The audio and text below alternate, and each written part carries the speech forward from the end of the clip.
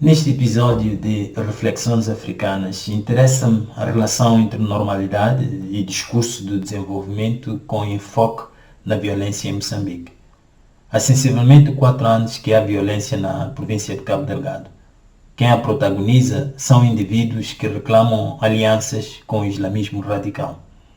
Conseguiram a proeza de ocupar algumas vilas e de paralisar uma das maiores explorações de gás no mundo, que envolve a multinacional francesa Total. Centenas de pessoas perderam a vida e milhares se encontram em fuga. As autoridades moçambicanas têm revelado perplexidade desde o início das hostilidades. E esta perplexidade explica talvez melhor do que todas as tentativas que têm havido de dar conta desta violência, porque ela ganhou estes contornos. Algumas explicações dão destaque aos contornos religiosos e étnicos, outras enfatizam clivagens resultantes da marginalização de jovens e comunidades locais do usufruto das riquezas da província. Ainda outras procuram subsídios na ideia de uma conspiração internacional de alguns países produtores de gás para inviabilizarem a exploração deste recurso e para manterem o seu ascendente. Nenhuma dessas explicações é totalmente implausível. Cada uma delas, isolada, tem aquela qualidade analítica duvidosa de fazer sentido simplesmente porque já sabemos o que aconteceu. Nenhuma permite prever violência com segurança, tanto mais que quase todos os fatores aludidos estão presentes em todo o país, sem, contudo, a violência de Cabo Delgado. O que se deve explicar não é o que produziu a violência, mas sim o que fez com que houvesse escalada. E isto permitiria ver que esses fatores juntos se tornaram uma mistura explosiva que traz à superfície algo de extrema importância que não tem constado nas abordagens. Eu refiro à normalidade deste tipo de violência num país como Moçambique, mas também a maneira como o discurso de desenvolvimento tornou as classes políticas africanas insensíveis ao principal desafio político que elas enfrentam. A maneira mais cínica de colocar esta questão seria de dizer que estamos perante as dores normais de crescimento de uma nação.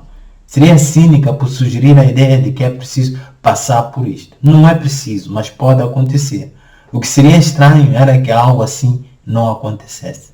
Esquecemos que a Segunda Guerra Europeia foi o ponto mais alto de conflitos violentos domésticos e regionais que acompanhavam o processo de constituição dos Estados-nação europeus.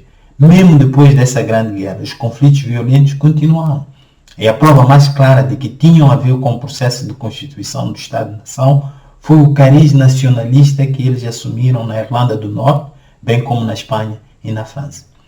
O discurso de desenvolvimento chama a atenção para a urgência de satisfazer necessidades materiais, mas é mais do que óbvio que o principal desafio que países como Moçambique enfrentam é o próprio processo de construção do Estado. É um processo frágil. Por isso ele exige das classes políticas um tipo de sensibilidade que é difícil de ter quando o único conceito que existe para pensar um país é o conceito de desenvolvimento. O governo de Moçambique olha para o problema como mera questão militar ou de apoio humanitário, o que corresponde à lógica do discurso de desenvolvimento. Neste momento, o grande tema é se o país deve ou não aceitar a ajuda externa da região ou de países ocidentais como a França, Portugal e Estados Unidos. O governo tem sido muito reticente em relação a isto e o que se depende dos pronunciamentos de pessoas próximas do governo é que o governo receia pela soberania do país e olha com pânico para as experiências de países como o Afeganistão, a Líbia e o Mali. E os receios não são infundados, contudo o problema é outro. O governo não parece ter uma visão política clara sobre o que está a acontecer e por isso revela-se incapaz de lidar com a situação de forma coerente e enérgica. Mas o maior perigo à soberania não seria a presença de forças estrangeiras em si, mas a ausência desta abordagem política do problema.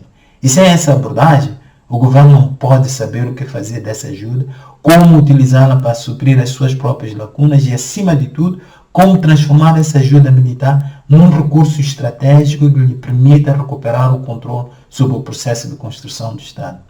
Cabo Delgado revela, infelizmente, a irrelevância do discurso de desenvolvimento na abordagem de processos normais de construção do Estado e mostra porque precisamos de outro tipo de sensibilidade na abordagem dos nossos problemas em África.